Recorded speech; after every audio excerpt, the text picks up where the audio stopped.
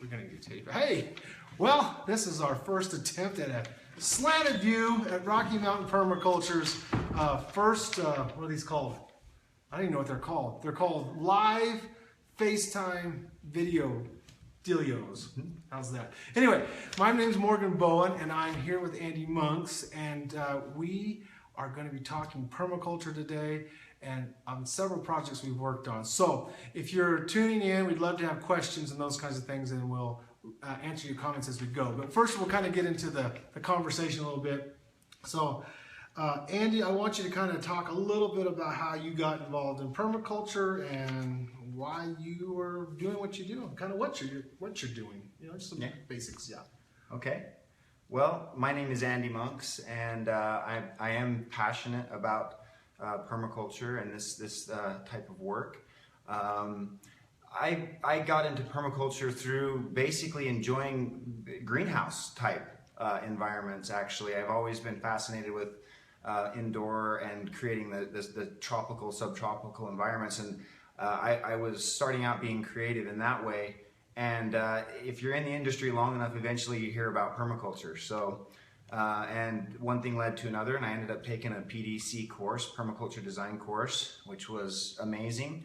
That was taught by Warren Brush, who was just a life-changing experience. So where's he at? Where's Warren Brush at? Warren Brush is in California at Quail Springs. Okay. And he was amazing. He really shared a lot of amazing information, and it was life-changing for me. And I realized that it was grounded in principles that I wanted to explore further. So I later full-time doing the work. Full-time. Yep. A full-time permaculture practitioner. And in this realm, I think there's a lot of people who would love to do this kind of stuff and geek out on it full-time and make it a career. And there's not a lot that are successful at that. I mean, I'm saying there's some, but not a lot. And you're making this a big success, and there's a reason for that. The reason for that is because his projects are freaking awesome. There's no other way to describe what he does. He's an artist, and we're going to start posting posts and pictures. I do have a Facebook page called Rocky Mountain Permaculture. I'll be putting things up on there, and also I do have a YouTube channel also called Rocky Mountain Permaculture, which I have some things, and I'm going to be posting some projects we've been working on in the coming weeks and months. But hopefully we're going to do some live feeds and show some of the things we're working on right now as well. So go ahead and talk about sort of some of the projects, a couple of the projects you've been working on or have worked on that you're really proud of, and the area you're working in. Okay. You know? We're in northern Utah, by the way, for those who are kind of chiming in. We're Logan area, and up basically 15 miles from the Idaho line is where we're at. But Andy works further south most of the time, but we kind of sucker him in on good projects up here, and he comes up and helps us. So tell us a little bit what some of your projects are. Well, mostly I've been working in southern Utah in the Rockville, Springdale area, which is near the entrance to Zion National Park. And it's been really amazing. It was sort of a lucky thing to stumble into that, working in that area, but some of the things I really enjoy about it are the old time irrigation system that was put in by the pioneers that settled the area. They really worked hard, hand dug the ditches and continued to hand dig the ditches to keep them clear, and worked for decades and decades at establishing the irrigation systems down there. And most of the people in the community still have their water rights intact and are able to flood irrigate their properties. And that is just such an amazing blessing to be able to work with that resource for these purposes. So it's just like playing in the garden. I mean, we have all the water resources we want. We have a lot of sun in the area. So when you combine the sun and the heat and the long summers and springs and falls with all that water in the desert, it's truly, truly a blessing. And so I've just had fun working with people in that area, and it's just it's been an opportunity to unlock my passion in this field. Yeah. Now on Facebook in Raw, Utah, who's the fellow? The Raw Utah driving force behind that? Yeah. He's got a video, and that's where I first learned about you. And I think it actually did come through a Facebook feed. Because I was into permaculture stuff, and it came up, and when I saw what you were doing with the local irrigation systems, and really typically it was you just flood out your lawn or furrow it down your garden rows, but you had taken this and turned basically an old school pioneer lot and house into this really cool system of little streams and rivers and swales and just all kinds of stuff. And so Raw Utah has this video, right? Still, it's a Facebook page. So tell us a little bit about that. Yeah, I believe it's still up. He actually posted quite a few videos, and it was really nice of him, and we're grateful to him for that. But we experimented with a lot of different techniques, and one of them was to flood irrigate through the channels that Morgan was referring to. They're essentially raised. Oh, here we're back. Okay. The raised grow beds are nice because when you flood irrigate, you're not subject to the suction compaction and the swamping that you would otherwise have occur and drown out plants and essentially homogenize your species diversification in the garden. So it's similar to the principle of creating furrows. But I just did more of a meandering kind of a creek system. So yeah, check that out. We'll look for the link, and if we can, if the video is still intact, we'll post a link to that. Yeah, maybe I'll connect that onto my Rocky Mountain Permaculture site. I'll just do a share or something on that, and maybe we'll share on our various sites too. But it's really, that's when I was like, wow, this is awesome. This guy's really doing some cool stuff. So some of the projects you've worked on down there in the South, this maybe just a quick highlight on a couple of little projects you've been down there, or big projects you've been on, and kind of your philosophy behind what you're doing with those.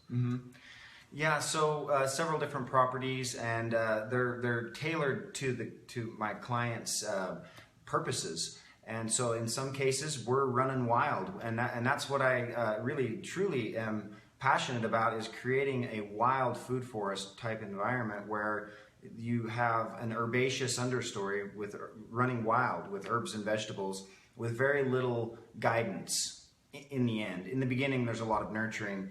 So they do get wild, but that's sort of the point, so that you just forage in a forest that is harmonious with what we like to find in a forest. Yeah, your seed mix, which is your herbaceous seed mix, is incredible. So how many varieties, how many species of things do you have in that herb mix, that seed mix? I've basically lost count. It's in the hundreds, and the seed mix it's including many different things. But to back up a little bit, in the food forest, what we're basically looking at is some of the core principles that guide design for me are like, for example, biodiversity.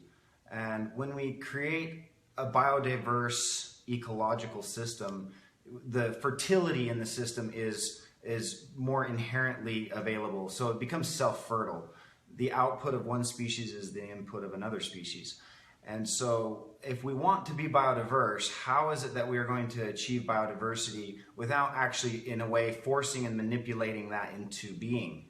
The aha for me was the realization which Warren Brush opened up in my mind, which was that if we are elementally diverse, then by extrapolation, we will be biologically diverse. And what I mean by that is that the elements, earth, water, air, and light, essentially.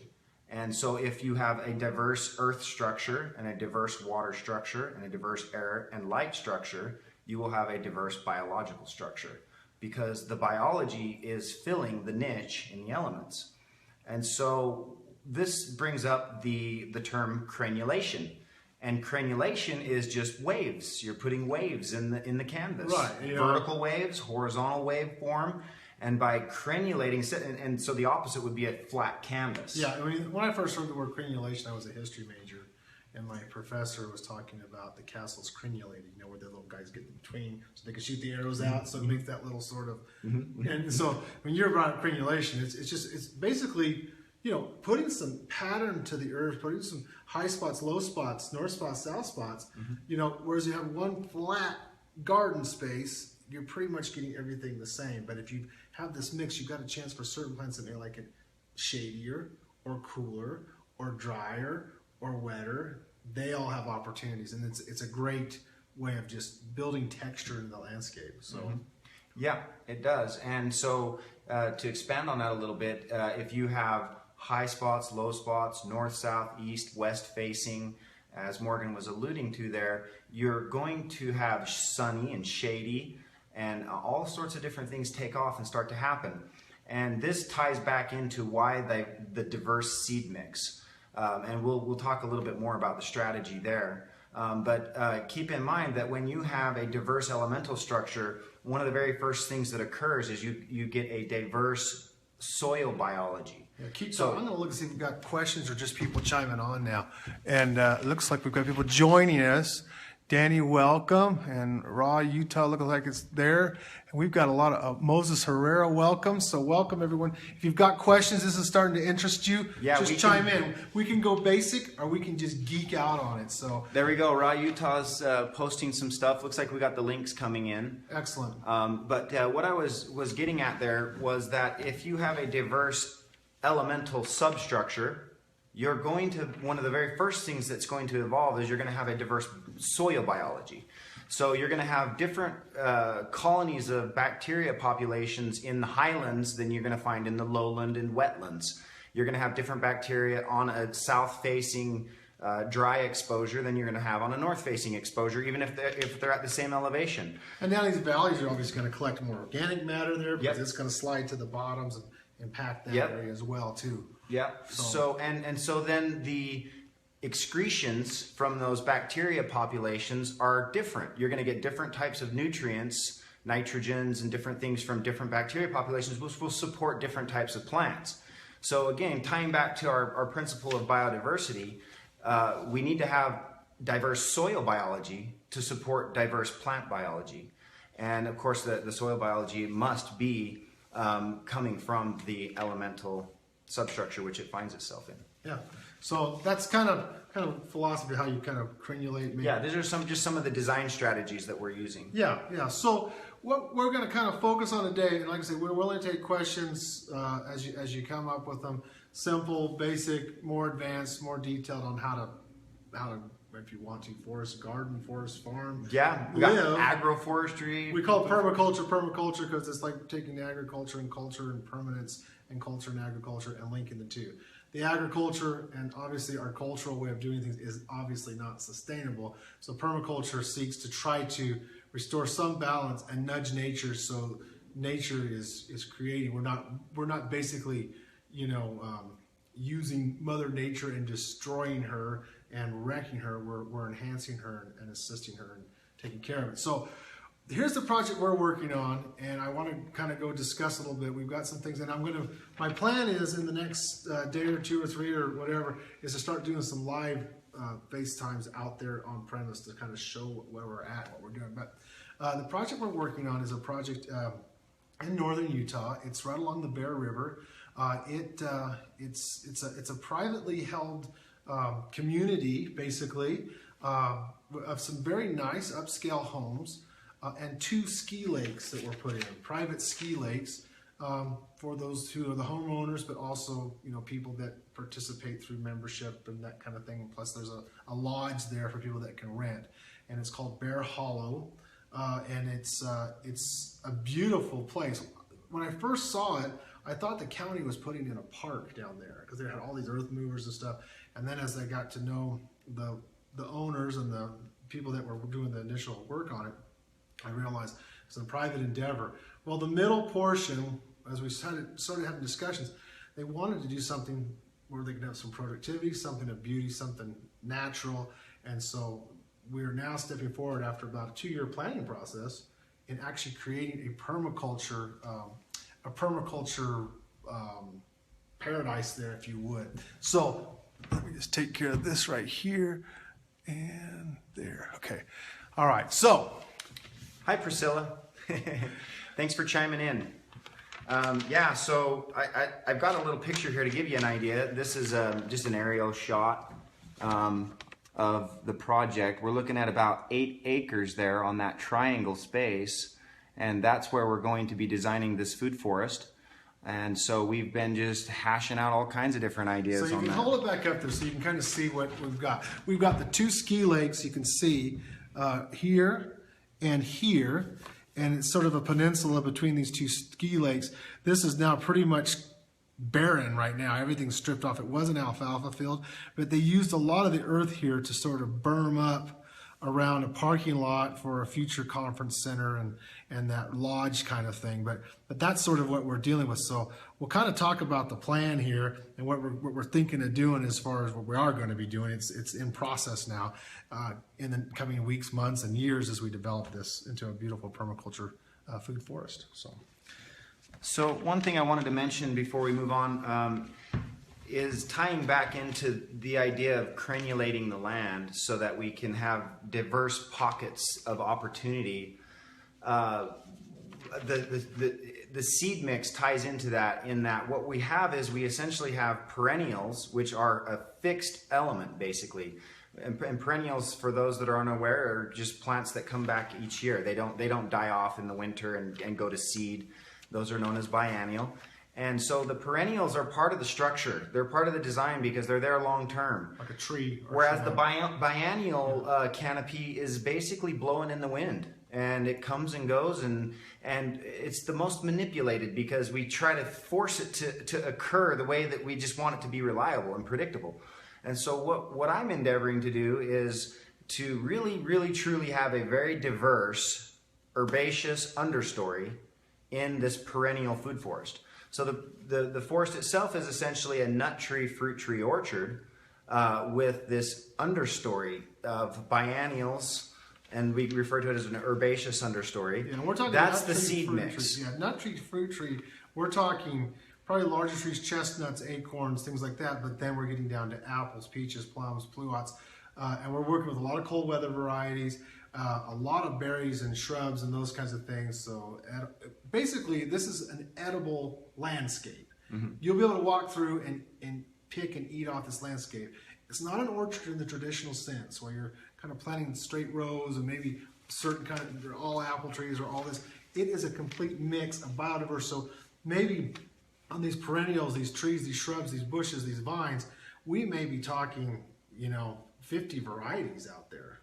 It's going to be incredibly diverse, and then you can get back to your understory, which is the understory. Mix. Yeah. So we're looking at trying to get away from manipulating the herbs and vegetables into what we want them to be, and rather having them run wild in the food forest. But if you just throw out, let's say, 300 or 400 species of herbs and vegetables on a flat canvas, that will homogenize right away on you, unless you're right there controlling it every step of the way. And so therefore we get back to the notion of the crenulation. So we have all the channels. We have a constructed wetland system running through the understory of the nut tree, fruit tree orchard. And basically, what we do... Basically a little creek is what it is. Yeah, it's some ponds and some lakes. So that's going to be part of this, with trees growing all around these ponds and lakes. And it'll make a very eye-pleasing landscape as well. Mm-hmm. So we'll throw out hundreds of species of biennials, including clovers and creeping thymes and different sorts of ground covers that are in the very, very low-lying canopy. But then above that, you have lettuces and leafy greens, and there's carrots and rooting vegetables, parsnips and turnips and radishes, and all of the different, like squash and kale, and I mean the list just goes on and on. Melons and corn and peas and beans, and it's just all in there. But what we've done is we've crenulated the landscape enough that eventually over time and with nurturing and with guidance, it begins to self-select into the opportunity that we've hopefully created for the diversity. And then as this grows and develops, you're walking through with a basket, picking your lunch, picking your dinner, picking your produce.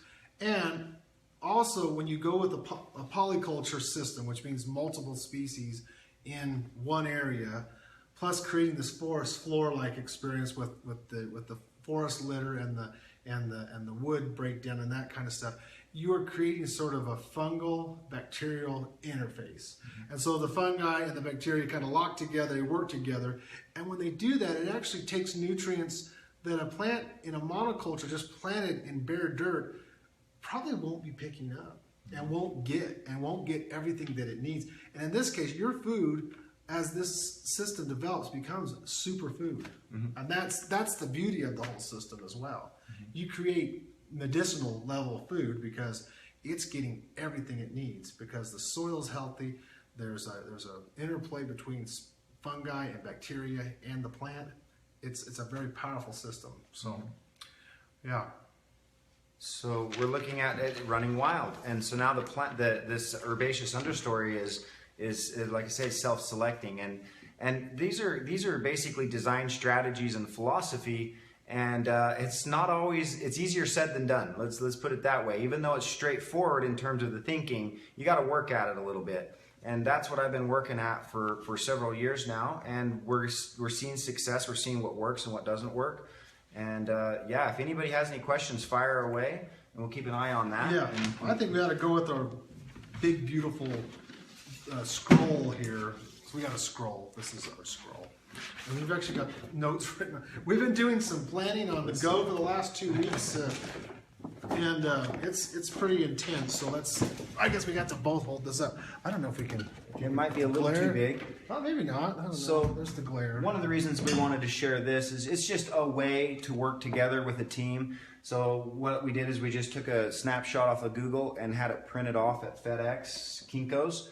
And now we can do dry erase or permanent marker as things develop out. And it's a nice way to just be able to design and change the design. If we go a little closer, Morgan, we can get a little bit better look at the constructed wetland that you can see. And it just sort of is an evolution. Let's see if we can get that.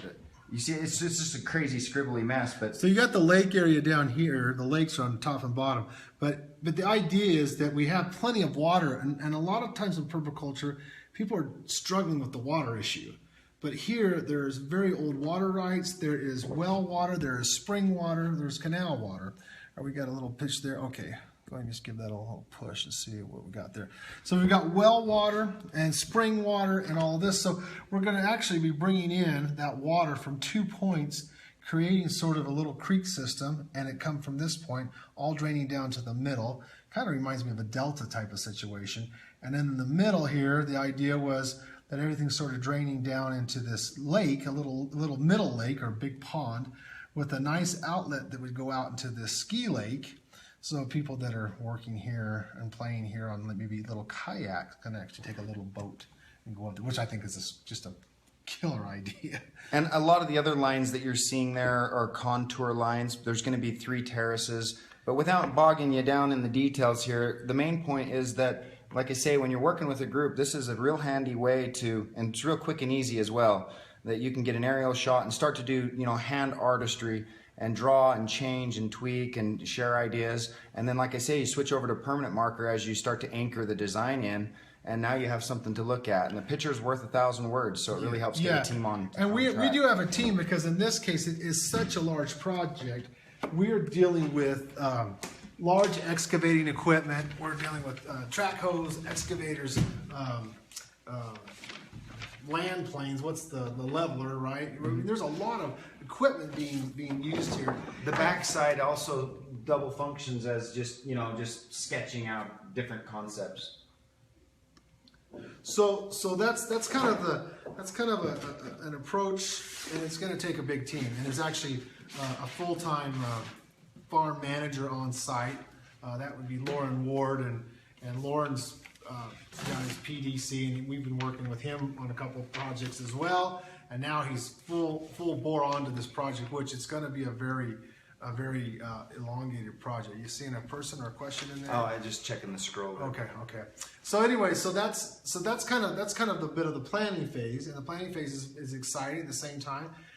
You got to have a group that works together. We've all got opinions and some different ideas, but I think it's gelled pretty well. And of course, as you go, I think because there's an artistry to permaculture, and there's also a science to permaculture.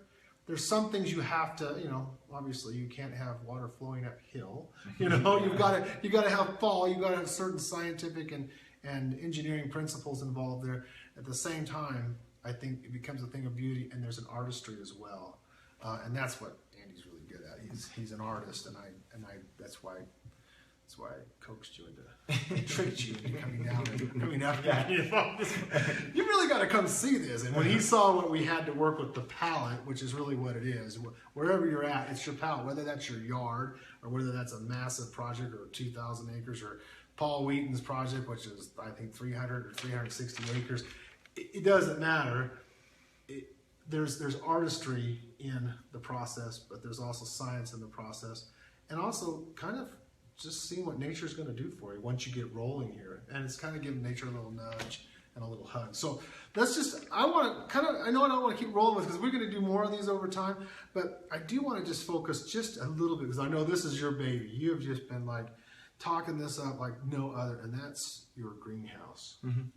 And we can maybe even close up on the drawing. Once you just describe kind of what you're thinking, and then maybe we'll close up on this drawing and kind of have a little, maybe a, I don't know, maybe a broken elevator speech. So it's not the 60-second speech, but maybe a 5-minute speech. Mm-hmm. And we'll kind of maybe wrap up in whatever you want to say in conclusion too, and we'll just go from there. So talk about the greenhouse and what we're thinking for this thing. Okay.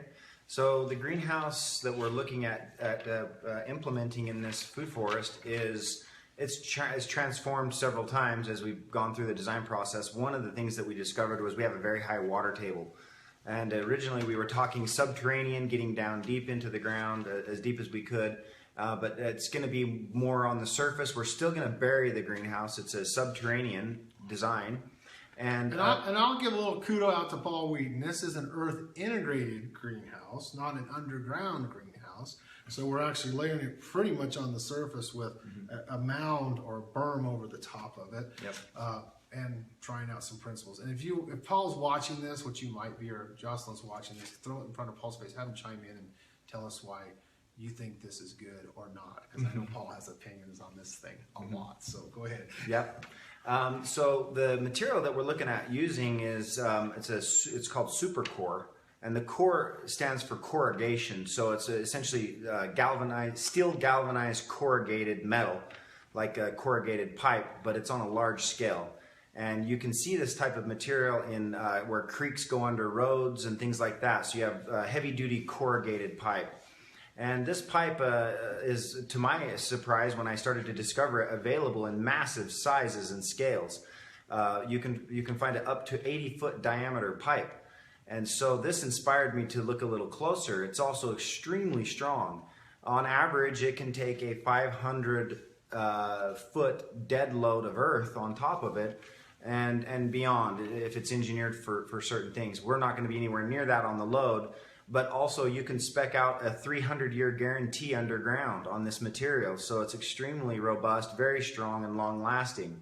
It manufactures cheaply as well. So I thought of this as being potentially a very superior material for doing subterranean type earth-integrated heat scoops. I like the term heat scoop for this sort of thing because we're going to be using a heat exchanger back into an earth berm, north earth berm. At least that's the way it's designed right now. Everything's still evolving, but it's about 18 feet tall and about 45 feet wide and 100 feet long. And it's essentially like your hoop house that you would normally see, except for the hoop is this steel galvanized corrugated pipe. And it's a half arch, and we're still tweaking on the arch geometry. But the essential nature of it is that we're going to have about 5 to 8 feet of earth on top, right over the top of it, and the south face will be open to the south and just slightly above. So most of 3/4 of the greenhouse is buried in. And so we've got different information we can share in terms of drawings and things. I don't know if I've got anything real descriptive right in front of me right now. Yeah, I think we'll come back more. I could actually grab my laptop really quick if you want to. Yeah, keep waiting for a minute. Yeah, we'll see. My battery's running a little low on this. But you want me to run and grab it? Yeah. All right, it'll show. We're going to grab the laptop. I'll keep talking. At any rate, so the idea behind this greenhouse is that it'll be a tropical and subtropical plant environment and even Mediterranean plant environment that we can have going in the dead of winter in this area. And we're talking to zone 4 to zone 5-ish kind of area. So we're at, it's about 4,400 feet, 4,500 feet elevation, very cold winters. And the idea would be we're going to make the attempt to build up the annualized thermal inertia to the point where, let me go click this guy here, annualized thermal inertia to the point where we have enough heat banked through the summer to release that heat back into the building. Plus, there's sort of a manifold system in here that Andy's been working on and designing that will actually both bank heat and also provide air circulation as it banks into the north side of the structure, which will be heaped up with an earth berm.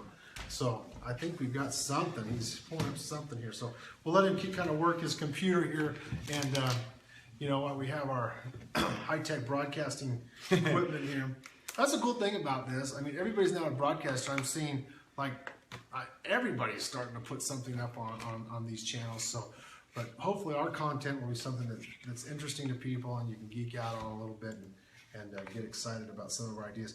The other idea here is that we want to make these structures and get to the point where we are not putting any money out for fans, that the air is moving through the structure because the plant needs the air, that we are not putting out any money for energy, so it becomes a self-sustaining project. Okay, now I think you got a picture, and maybe you can go at that. Okay, so I hope you can see this all right, but by the way, this is Google SketchUp. This is free software, and so Maury, if you could hold that, yeah, then I can flag up my space pilot and here. We've got this little crazy ring here. I don't know if I can maybe turn that down just a little bit. There we go. The ring is there to. You can see the ring. It's we shall see. Yeah, we're pretty rough on the broadcast here, but that's okay. Hopefully you can get what we're looking at. Okay. So this drawing is not complete, but you can see this will all be buried in. So here you can see the heat exchanger. We're also looking to extend that out further, deeper back into the earth berm. So those pipes to the north side. So you look to the right side of the screen there, that's to the north, and then the south side has the glazing, the windows on it. And you can see here in the top, these ports are baffled. So, and there's a glass baffle there, if you can see. So that way there will be the baffle, the ports that actually are generating the thermal siphon are also like skylights. And so it's still a work in progress. I can also turn off the, let's see, the landscape here. Let's get the terrain off, so that you can see. Now this is drawn, this was when it was drawn as a full pipe, but we're now doing a half arch because of the water table. We knew there was a water table, and we were designing for an aquifer, so we were going to do sort of like a deck in the floor and then do aquaponics in the bottom. But the water table was just literally too high for it to be We're a little afraid of practical. having a boat that will pop out of the water table, and the greenhouse will be floating. We're definitely down to try some fun stuff, but we want to also be practical at the same time. So here you can see the landscape terrain as I zoom back and out. There you see the peninsula. And of course, it's not even located in the correct location there. So, but you can kind of see what we're doing here. At least conceptually where we're going. It's kind of neat that this software, all of it's free. This is Google Earth and Google SketchUp, and we have actual like elevation terrain here and stuff. So it's really a handy tool. Between the broadcasting ability and the free software, we can do a lot these days. So it's pretty awesome. Anyway, the idea in this thing is if we can get to that point with a constant temperature year-round and banking the heat and keeping the airflow going in this structure, we're hoping to have both tropical and you know, more year-round plants, oranges and lemons and avocados and bananas and things like that growing in the dead of winter in northern Utah. And at temperatures that will sometime get 5-10 below zero. Yeah, and so we have basically a high port, and these high ports are going to be buried in 6 to 8 feet of earth. Yeah, those tubes will be buried. Everything's completely buried here. And then you'll put a seal over the top of that, keeping that dry. That will stay dry. Yeah, the earth berm itself is insulated and waterproofed, so that the earth battery is dry and insulated as a heat storage. And then on top of that, we'll plant the top of that. You'll notice that the pipes are downhill all the way to the low ports, so that the earth is cooling the air, and of course the air as it cools, it condenses and falls, and then the air in the greenhouse is being warmed and rising.